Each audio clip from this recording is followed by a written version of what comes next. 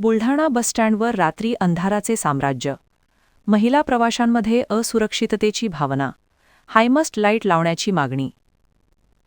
बुलढाणा हे जिल्ह्याचे मुख्यालय आहे.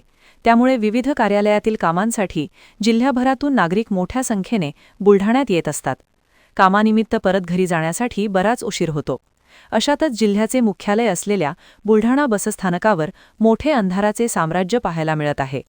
रात्रीच्या सुमारास बसस्थानक परिसरात अंधार राहत असल्याने प्रामुख्याने महिला प्रवाशांमध्ये असुरक्षिततेची भावना निर्माण झाली आहे. शिवाय अंधाराचा फायदा घेऊन चोरी लूटमारीच्या घटनाही घडण्याची शक्यता नाकारता येत नाही.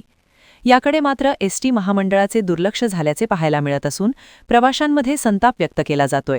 बसस्थानक परिसरात हायमस्ट लाईटची व्यवस्था करण्यात यावी अशी मागणी आता प्रवाशांकडून केली जात आहे.